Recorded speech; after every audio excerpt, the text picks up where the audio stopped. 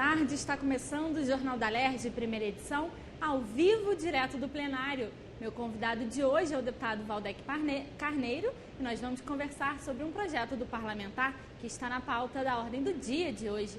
Boa tarde, deputado, tudo bem? Boa tarde, Natália, é um prazer estar aqui. Obrigada.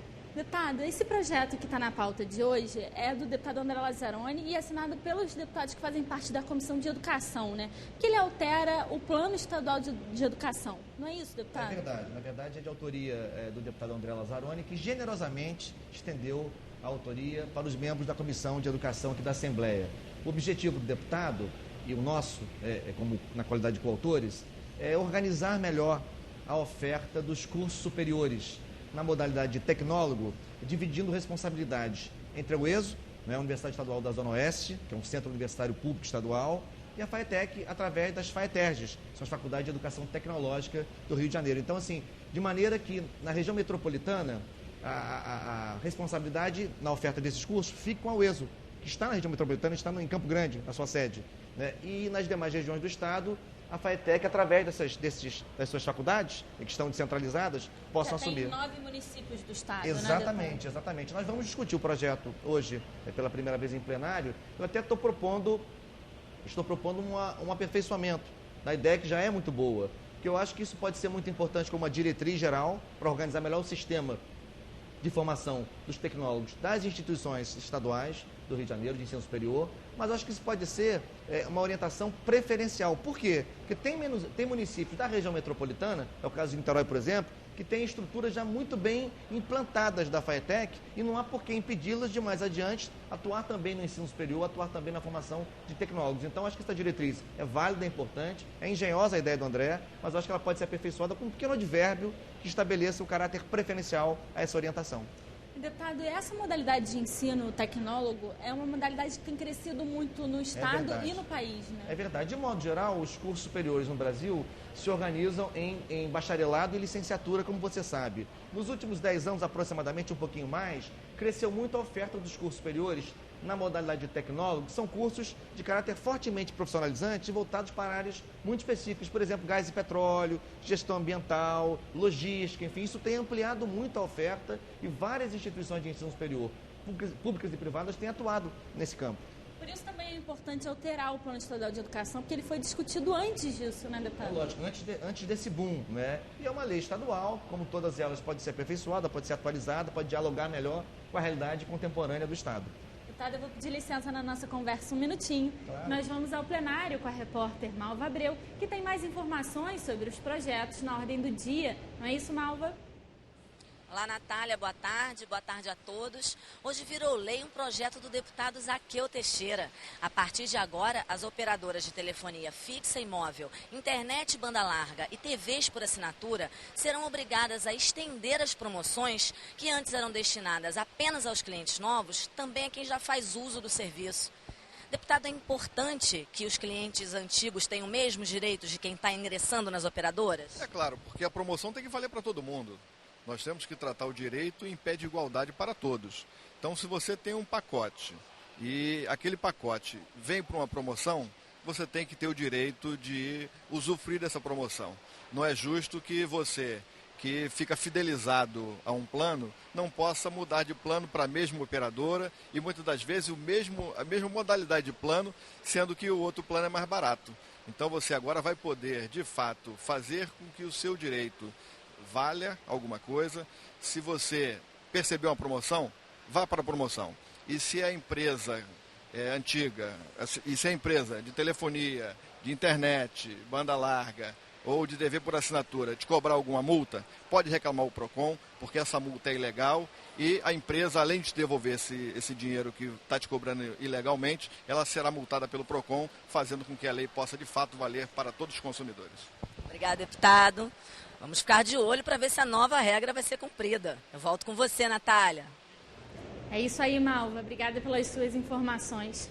Deputado, voltando aqui no nosso assunto de organizar o ensino superior tecnólogo, né? O que faltou a gente falar sobre isso? Acho muito importante dizer que isso pode ser também mais uma oportunidade para colocar a UESO em evidência.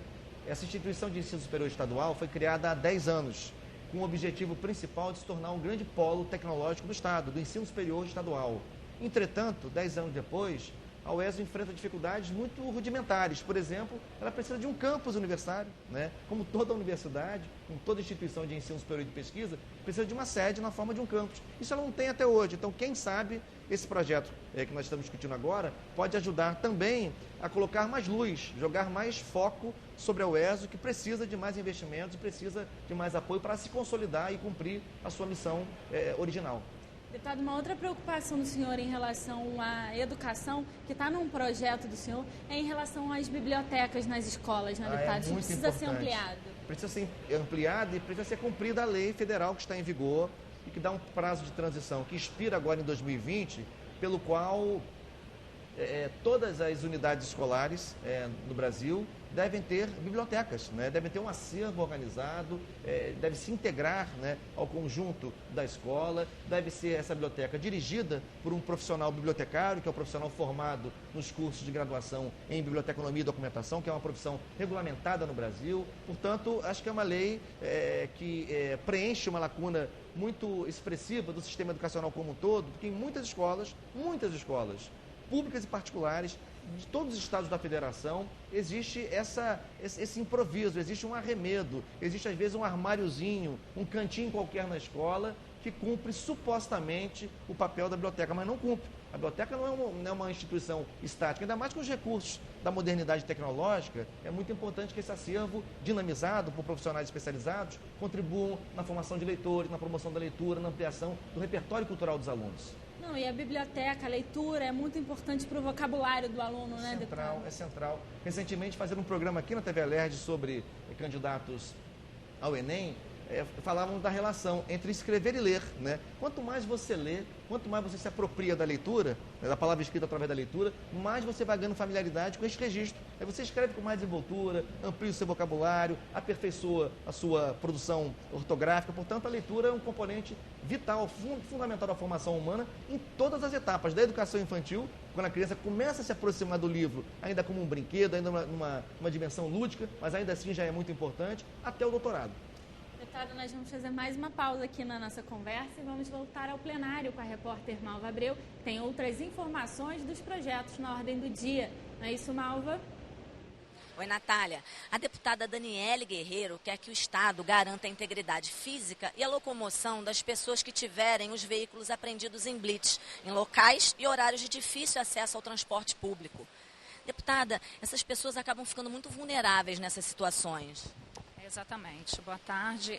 Esse projeto ele surgiu dessa iniciativa. Eu moro na Baixada Fluminense, em Nova Iguaçu, e vejo que as pessoas ficam, assim, dependendo do horário e do local, vulneráveis, porque tem os seus carros apreendidos e aí não tem como se locomover, não tem como voltar para casa. Por exemplo, uma pessoa, um cidadão que conseguiu marcar em 4 meses atrás uma consulta no Rio. Como é que essa pessoa volta para casa? Então, esse projeto de lei é justamente para isso, que o Estado garanta, através de um transporte público, a integridade física desse cidadão, que fica totalmente vulnerável quando seu carro é apreendido. Obrigada, deputada. O projeto está em segunda discussão. Se for aprovado hoje, vai depender apenas da sanção do governador para violar a lei. É com você, Natália. Obrigada, Malva, mais uma vez pela sua participação. Deputado, um outro projeto do senhor em tramitação na casa é em relação à economia solidária, a criação de um fundo para o desenvolvimento desse tipo de economia que cresce muito no Estado, né, deputado? É verdade, Natália. Inclusive é uma produção coletiva. Eu sou o autor principal, mas é uma produção de vários deputados e deputadas que comigo integram a Frente Parlamentar em Defesa da Economia Popular e Solidária no Estado do Rio de Janeiro, aqui na Alerj, né? Uma frente parlamentar muito atuante, que já existia na legislatura passada, e a gente deu continuidade e fomos confrontados a esse grande desafio de presidir essa frente parlamentar em diálogo com os municípios, em diálogo com o Poder Público Estadual, tem dialogado muito com a Secretaria de Trabalho e Renda do Estado, onde está situada a Superintendência de Economia Solidária, porque, na verdade, a economia solidária envolve hoje, no Estado do Rio de Janeiro, dezenas de milhares de trabalhadores, de cooperativas autogestionárias, coletivos institucionais organizados, tem um fórum próprio da sociedade civil, que é o Fórum de Economia Solidária, tem um Conselho Estadual de Economia Solidária que formula as políticas para o setor. Está muito bem organizada. Está se organizando cada vez melhor, mas precisa de recursos, né? Quando a gente fala de recursos para a economia solidária, às vezes é um pequeno recurso, né? Um recurso de pequena monta, mas que dá um impulso enorme, uma pequena atividade empreendedora. Isso é muito importante para que as pessoas possam se emancipar através do trabalho, empreender, construir alternativas. E num quadro de crise como esse em que nós vivemos, é muito importante cada vez mais entender a economia solidária não como um apêndice, como um hobby, como algo para alternativos, mas como um eixo, um dos eixos importantes sobre os quais a economia do nosso Estado pode se estruturar. Isso envolve catadores de resíduos que podem ser, enfim, reciclados, isso envolve pescadores artesanais, envolve agricultura familiar, envolve aqui pessoal do artesanato. Aqui no Rio, principalmente, também nas unidades pacificadas, né, deputado? Isso cresce muito. Cresce muito, porque existem oficinas para a formação de novos empreendedores, de novos atores da economia solidária. A gente precisa de recursos, inclusive, não só para dar condições de capital de giro para o negócio, para o pequeno negócio, mas para assessorar o negócio tecnicamente, para formar o empreendedor, para adequá-lo a novas técnicas naquela área em que ele atua. Portanto, me parece um projeto muito importante. E eu acho que mais adiante até, Natália, além do fundo, a gente precisa consolidar a legislação estadual sobre a economia solidária. Ter numa única lei estadual dispositivos que tratem do fundo, como é esse o caso, mas do Conselho Estadual, de um plano estadual de economia solidária, enfim, de um conjunto de aspectos que vão instituir aquilo que eu chamaria de um sistema estadual de economia solidária no Rio de Janeiro. Um outro projeto do senhor em relação à economia solidária, deputado, em relação ao produto dessa economia, né, deputado? Ele tem que ter mais espaço no mercado e o Estado pode garantir isso nos seus eventos, né? Mas é lógico, a gente pode abrir mais espaço para que o material do artesanato, para que a agricultura familiar, na merenda escolar, já há legislação, inclusive, que protege isso, a questão dos materiais reciclados que podem ser usados pelo Serviço Público Estadual, tem uma série de possibilidades para que a gente possa, digamos assim, canalizar essa produção, né, com o apoio, com a parceria e com o consumo do próprio Estado e dos seus equipamentos públicos. Deputado, uma outra proposta do senhor é em relação a uma política estadual de fomento à tecnologia social.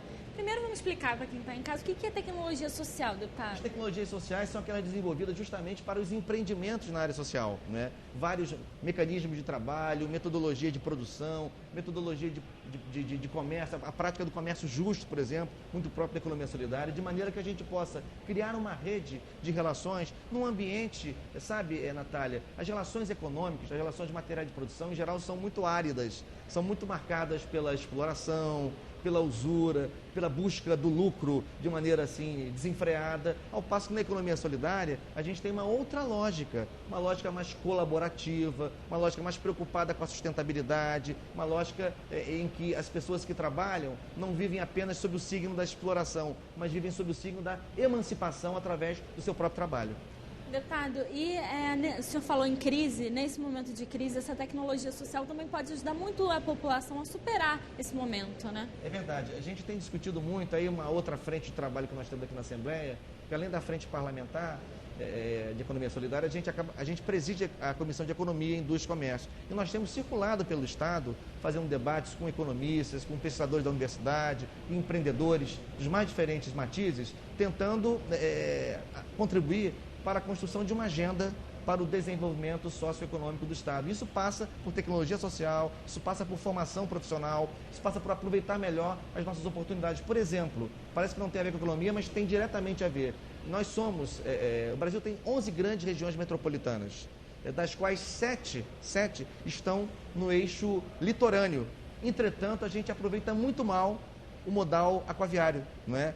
Nós estamos ainda muito balizados pela matriz rodoviarista, ao passo que as grandes concentrações de população e econômicas do Brasil todo estão muito próximas do eixo litorâneo. Então, assim, isso tem tudo a ver com a economia, como canalizar a produção através do mar, através dos rios, como transportar as pessoas do trabalho para cá do trabalho, usando o transporte aquaviário. Tudo isso tem diretamente a ver com um projeto estratégico de desenvolvimento econômico do nosso Estado.